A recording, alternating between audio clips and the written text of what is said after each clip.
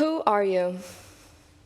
A question that requires little thought for some and a terrifying flurry of places and identities for others. For myself, I must categorize my thoughts before proceeding to answer the question. Categories such as school, work, family, friends, places, skin color, sexuality, gender, they all come to mind, but which do you pick? When you first meet someone new, this question is never explicitly stated, is it? But rather, it comes in the form of smaller questions, supposedly shortening the answers. For example, we have questions such as, where are you from? What do you do for work? Or where do you go to school? For our exercise today, let's take one of these questions. Where are you from? For some of us, this answer is easy and can be answered in less than 5 words. For example, je viens de Suisse, soy de Mexico, or I'm from the United States. But for myself and many others here today, the answer goes something a bit more like this. I was raised in Chicago and my family is from India. Well, I guess that makes me American Indian. Well, let's say I'm Indian American, just to give my culture precedent. But Indian American on the US Census form is actually Native American, so I guess that's not quite right either. What a silly little problem to have, right? Well, it became much less silly when I, the daughter of immigrants, came home from school without eating her Indian school lunch because her peers had deemed it as too exotic, too weird, or simply too smelly. Or when I go to visit my homeland and people there treat me as though I'm a foreigner, as if this isn't my homeland, as if I don't actually belong there.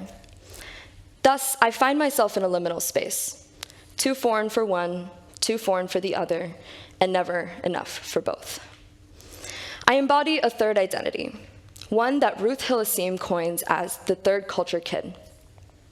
Third culture kids are children who grew up in different cultures than that of their parents. Like many of us here in International Geneva, we are children of expats, children of immigrants, children of diplomats, children of army generals who have had to move from place to place to place. And what this provides us is a really formative experience within our childhood, but one that also rips us from our home cultures and forces us to assimilate, and sometimes even forcing our own parents to assimilate, just in hopes of fitting in. But amongst these struggles, there is strength. There's resilience within our shared experiences. Today, I'm wearing what I feel the most myself in, an outward expression of my true identity. It's a seamless blend of Western and Indian fabrics and jewelry, borrowed from my best friends, my mother, and my aunties, and everyone in between. And I am not ashamed to wear that in front of you all today. But this was not always the case.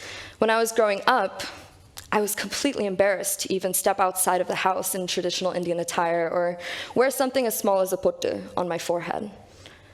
But today, I am outwardly expressing my identity in a way that shows the world that I am proud of the culture and the heritage that has shaped me to who I am today.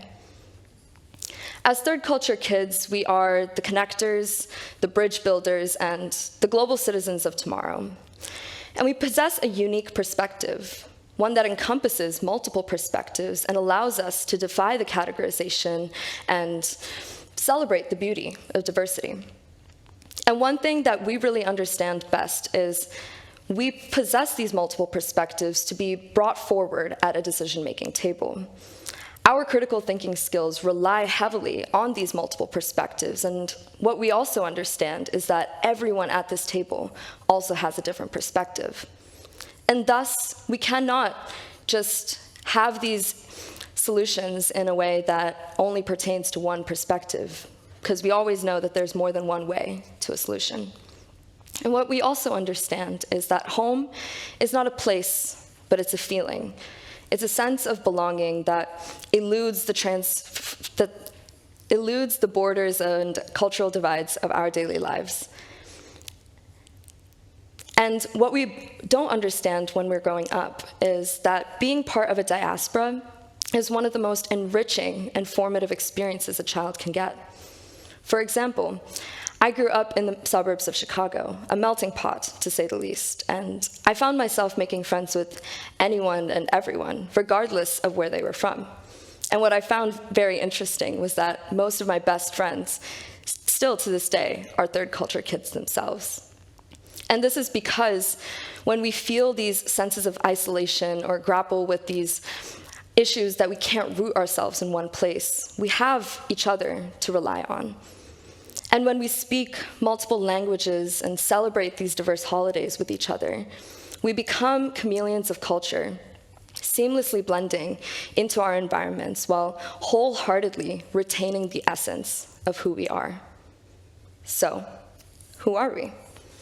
We are connectors, we are adventurers, travelers, and storytellers.